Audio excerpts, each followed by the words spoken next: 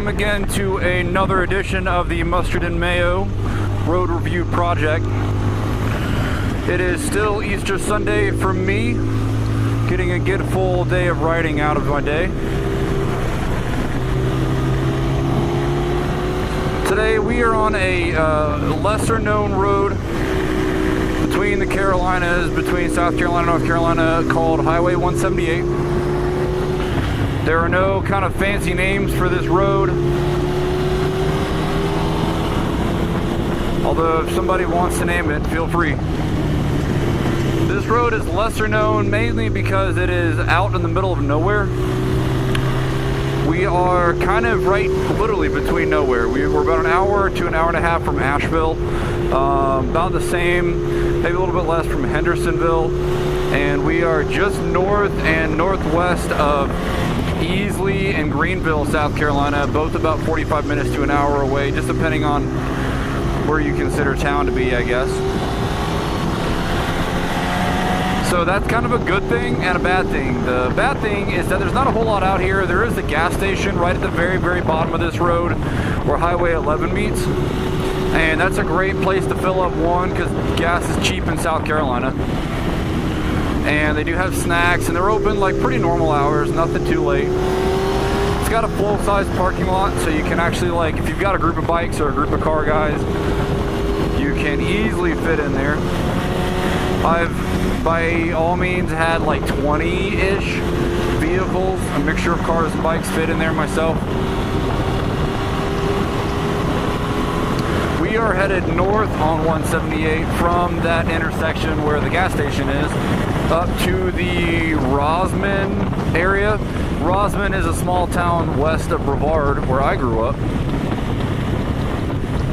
Despite growing up in Brevard, I still have not driven, or really, I think this might actually be the first time I've ridden this road. I've done it on a car a few times. I'm just not sure I've actually had the motorcycle here before. I will say though, the good things about it being out here in BFE is minus some local traffic from literally people that live here. Generally speaking, this is not a very popular, not a very busy road rather. So where you're gonna have the traffic on 276, both directions, and 151 will get some because people are going to the Parkway. This is kind of forgotten about, except for some locals that enjoy it. You will still see some motorcycles, you will still see some cars every now and then, sports cars, things of that type, but very rare. I did have to restart this video due to right when I pulled off the intersection down below, I did get caught behind traffic, so we did have to kind of cut that and start from a different spot. But as you can see, since then, I'm not even really sure we've had one car go the opposite way. Oh, look, there it is, there's two. Still not bad. What this road offers is it does not have any of the pavement issues of 276. If you can kind of tell from the GoPro footage, you know, this road's pretty smooth. There's a little bit of washboarding here and there, just, you know, from cracks in the road, but there's no abundance of massive potholes and shoulders that are washed off. You've actually got a full-size lane here. What's really great about it as well is there's a lot of like multi-speed sections. So there's a few sections where you'll be like in higher gears if you want to, and you know, be pushing higher speeds. And then there's some sections where it's a little bit more technical and kind of more fun for, you know, motards and for cars and things like that, where it's, you know, like just a lot of second gear, a lot of winding out second gear. There's a lot of really interesting straights on this road too, so it kind of has a very different rhythm, whereas, you know, the Tail of the Dragon is very smooth and, you know, kind of predictable in a way. 151 is just sharp and jarring and steep. You know, 276, both of them are kind of like a medium difficulty with some tight sweepers and things like that. Well, you do get a few of those tighter sweepers on here. Tighter hairpins and wider sweepers rather. It's a mixture, like it's not always predictable, and Highway 215 is kind of the same way. You'll see that on the next video. 215 actually has kind of like two sections where it's the bottom section is a little bit flatter and a little bit more technical, and the upper section is a little bit steeper, a little bit wider, and a little bit more of a fast-paced, high-power section. Now, I've been lucky with weather so far, but if you can kind of tell from the beginning of the video, we've kind of gotten a little bit of a darker set of skies. So we may actually get rained on a little bit. As with all of my motorcycle riding videos, today we're on the Yamaha XJ600 or the Seika Touge or the Diversion, depending on what country you're from and what language you speak. Still love this bike. I've had it for a few years. It's technically my first, and it's just an all-around fun bike. Not super fast. It's not going to have a whole lot of lean angle, but it is comfortable and easy to control.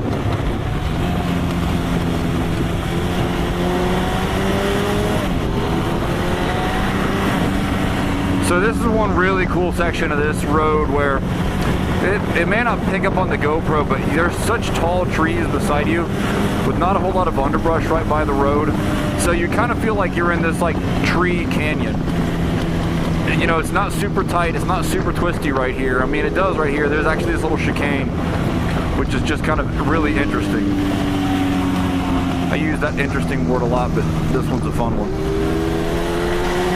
If you're not careful, if you're coming from either direction, you can be carrying some speed and you'll hit that bridge and you can lock it up. So fair warning to you, don't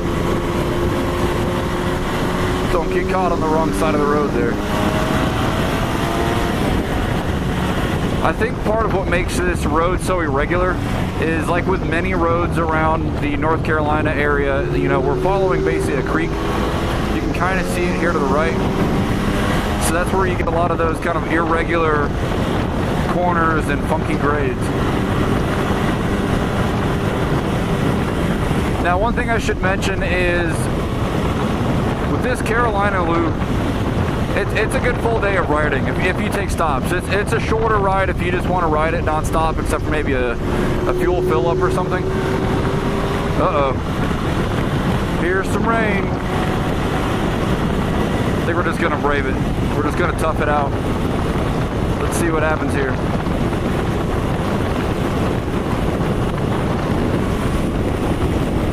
Ah! It's the mountains. It can't rain for long, right? Right?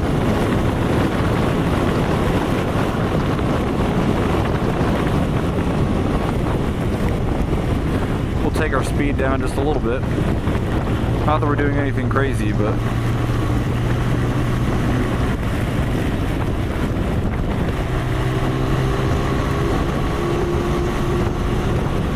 looks like we're going to get a little bit damp here. It's a good thing all the GoPro stuff is waterproof. It's not even all that bad.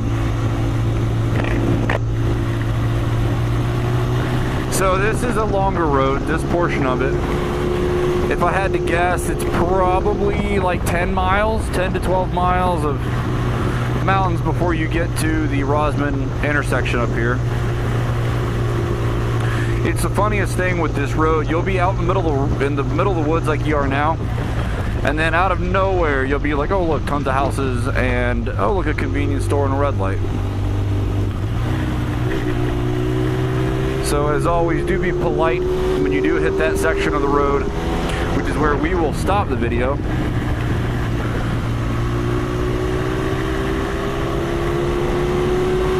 This is not my favorite road by any means. It's not 151. It's not the Tail of the Dragon. It's not even not even like Blue Ridge Parkway. You know, it's got some really good moments, but more than anything, it's just part of the Carolina Loop. Oh, hey, look. That was nice. This is probably one of the steeper ones. You'll get a couple of these on this road, but there's not many of them.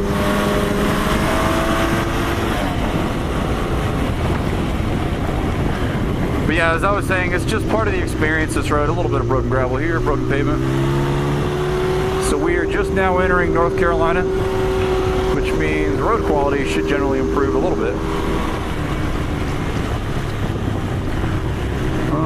That looks awkward. Oh man, that guy's painting and putting up a cross on that corner. Meaning, I'm guessing someone wrecked there. I don't know any kind of news stories from around here, but that's unfortunate either way.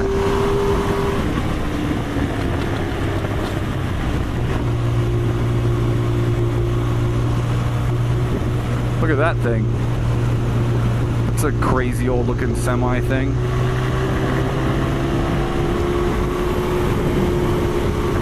This is the section that when you're in a car, it's a ton of fun. Fun story on this road. We had a little get together, a little meet one time. We had probably like 15 cars or so show up. And one of the guys in the group at that time was a law enforcement officer, and he was actually from this area. Lived here, knows everyone here. We start coming up this road. Well, we didn't get the memo. They had, oh, a squirrel. We didn't get the memo. There was some sort of a bike race going on. They didn't shut the road down, but they had cops along the way to kind of slow people because there was cycles all over the road. So we're going through that section that we just came through. We're at a pretty good pace at that point. And all of a sudden we come around a corner and we just see like blue lights. And instantly we all just pucker up. Everyone stacks up on each other. It's kind of embarrassing, you know, you kind of forget your environment. Thankfully no one said anything to us. We didn't have any trouble. But it was definitely awkward. It was kind of just like, you know, one of those keep your eyes facing forward and don't make eye contact kind of moments. So the rain has picked up a little bit. I'm damp. I'm not quite wet yet. I think we'll keep this going until we get up into town and stop at the gas station, fill up, drain the urine tank. So this is one of those sections I was telling you, it's more high speed. You just kind of get that. It's kind of like a slinky. It makes it kind of interesting when you're in a mixed group of cars or mixed group of bikes and riders is, you know, you'll get moments where people will speed up intensely and then you'll hit the really narrow sections like this and people slow down much faster than they expected. So basically, like, something I should say as a disclaimer is this road is definitely one that if you're not quite comfortable with the road and maybe not even quite comfortable with the car that you're driving or the bike that you're on, you know, obviously take things at your own pace, but this is one of those roads where just the way it is, the way it has a lot of these straight sections like now, and then you don't get a ton of warning for when the road narrows. You know, when you're in the mountains here, you don't get a sharp corner warning on every corner. So what can happen is if you're carrying, you know, pretty good speed and you're not paying attention to that corner, you know, understeering or low siding or high siding can happen. That's just not good for anyone. So, like, even again, like right now, we've had one passing zone, we're about to have another one here. Just because the speed can go higher, don't push it. Unless you know, and then do whatever you want to from there.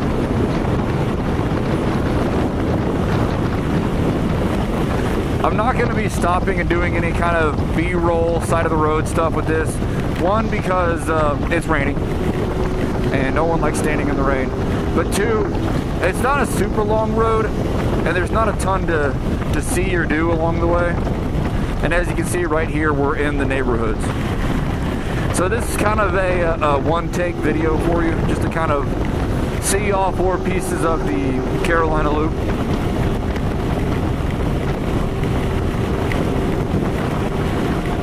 Yeah, and it's raining pretty good now. So that being said, I want to say thank you again for tuning in to the Mustard and Mayo. I hope you're enjoying the videos. Check out the Facebook page and the links below and subscribe to see more.